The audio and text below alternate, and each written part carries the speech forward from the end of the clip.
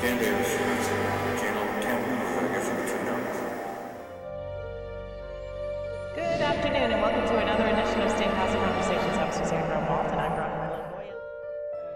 Hey, welcome to Victory Radio. We've got a couple of special guests for you this week. On my far right.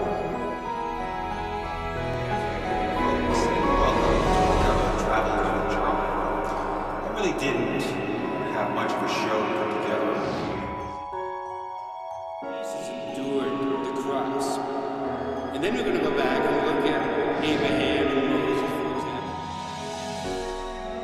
This is the Rhema Word, the spoken word of the risen Christ. Welcome to Storytime with me.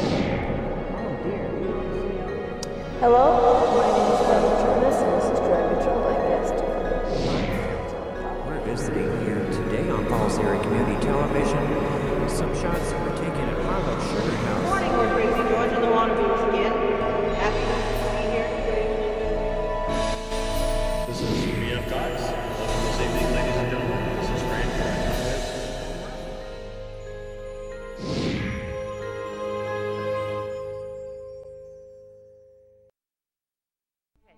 So I was working down in a production facility in Keene, and I really wanted to come closer to home. And I saw this ad in the paper for a community television station in Bellows Falls. And I was like, oh, you know, somebody told me that there was a TV station in Bellows Falls High School a long time ago, you know, and I thought, wow, this could be cool for me. So I went to the job interview, and I think there were several other people that interviewed for the job. And Ned Karen, who was the principal of the high school at the time, he was the chair of the committee that was put together to try to find somebody to take this job. And basically the job was get the public access television station started, because what used to be the Bellows Falls High School TV station was no longer in existence. Apparently what happened was the school board funded the public access starting in the 70s and up until somewhere around 1990. And then the funding and the school budgets didn't have enough money for the TV station, so it did get closed down. And there were several people in the community that were disappointed at that. I think primarily because it did provide a community service. The old days of when the high school kids did the news, and the bulletin board consisted of a card catalog that rotated, and the camera would shoot the little business cards, and people would put their business cards in there to get the community bulletin board information. It was pretty funny. I came across it when I was working there in the archives. In the library, they had all the equipment that the high school students had used, and this card catalog thing was just hysterical. Like I said, it was this camera pointing right at the business card, and it would rotate just like that, and that's how the community bulletin board started, which is pretty funny when you think about what it looks like today. When they hired me, Ned Karen and his group had just negotiated a contract with the cable company at the time, which was Time Warner. And the contract included some escrow funds that were put aside for the purpose of running a public access television station. And since there was nobody doing it, no entity, the money just sort of built up in an account until this time in 1995 when I came along. And so there was money for equipment, and we wound up spending about $25,000 on equipment back when we first started. Yeah, one of the other things that was amazing to find was tons and tons of tape from the kids' high school programs over the years. So I found interviews with Mike Obohosky when he first got into his legislative position, which was great because obviously later it turned into something that he and I did, and we've been doing for 10 years now. But there was footage of course, everybody knows the old Arch Bridge story, where they decided that it was not a structure that could stand, and so they were going to demolish the bridge, and the companies tried again and again, and the thing just would not come down. And essentially what happened is the news crews from the area, from WNNE, and I guess they had some national news crews too covering this thing, they gave up. They were like, oh, this thing's not coming down. It's been 2 days, and you know, the bridge is still standing. And one of the high school kids had the camera rolling when it actually did get demolished. And so that footage went on to a national network and went on to the local networks, and yeah, they caught it, they got it. It was a big deal, and I think it still is. And the VHS tape that it was originally mastered on is still around. I know FACT employees have put it onto DVD just to archive it, but that was a pretty big event and something that would not have been covered had these high school students not had the opportunity to have the Falls, well, the VFTV as it was called back then. Monday was quite an incredible day for Bellows Falls, making the national news and having their high school scoop all the television stations. Time ago, the 1906 bridge finally succumbed to demolition efforts and dismantling yesterday, but not before many of the spectators grew tired of waiting and watching. Dan Levitt explains. In the end, the 1906 bridge was a lot tougher than anyone imagined. 11 years ago, the bridge was condemned.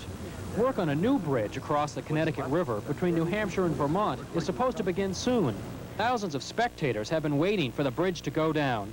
Demolition crews tried 5 times to blow it up, but the tough old bridge wouldn't let go.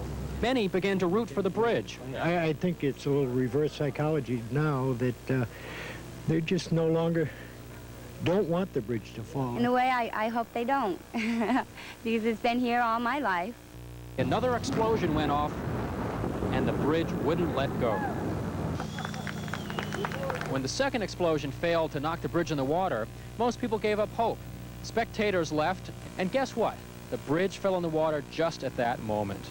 It ends up only a small slab of metal was holding the bridge up, and after a few seconds with a blowtorch, the bridge gave up. The old arch bridge is nothing but a memory now, but it'll be a long time before the people in Bellows Falls forget about the fight that the old bridge put up. I'm Don Levitt in Bellows Falls, Vermont. Some of the people I remember from the very beginning, I know Jim Bigelow, he came in like a storm, you know. He wanted to do something, he wanted to do it fast and furious, and before I knew it, we were sitting down, we were doing a television show, and he had a talk show going, and it was a regular thing right away. It was amazing. I mean, he kind of knew what he wanted, and he made it happen, and I helped facilitate that. So he was one of the first ones, and I remember I had people in the community not too happy with me about things that he was saying on his television show, and I was like, well, listen, this is public access, and the producer is the one responsible for the content, and I can't be responsible for it. I can just give him the ability to play it on the air. So, but yeah, so there was Jim Bigelow, there was Cousin Isaac. Cousin Isaac was great. He would come in with these bands and be like 5 or 6 piece bands, and they'd put on a performance, actually a concert, and we'd switch the cameras, you know, we'd do 3-4 camera shoot with Cousin Isaac, and he was the host, and he'd come out and be all jolly like he always is, and that was fun. And you know, there were Ned Caron, the principal, did a show. He came in and interviewed teachers and students about what was happening, and he wanted to kind of get that high school program going on again, where the kids did the news. Unfortunately, that didn't come to fruition, but we did talk a lot, and he had some guests on. So other people I can remember, I know Charlie Jarris, you know, he started in that old space, and he started by helping out with one of our political forums. We had a big political forum where there were, you know, candidates for all the positions that were coming up, and we did it right in that space in the library again, so that was pretty interesting. And then Charlie, of course, went on to take on a regular show, and some of the others, like Parks Place, started back then. Barbara Turnus has been doing it forever, and she'd invite her guests in and talk about what was happening in their area of the social services. And Fran Coyne did BF Talks for many years before Carrie took it over, and Fran was one of the early ones too, and he was great. I mean, Fran Coyne had a history at the high school, but he also had a history in the town, and he had so much to offer in his shows. He talked about everything that was happening, past and present, and future at some points, I think. So those are the ones I remember from the early days. I think that my time there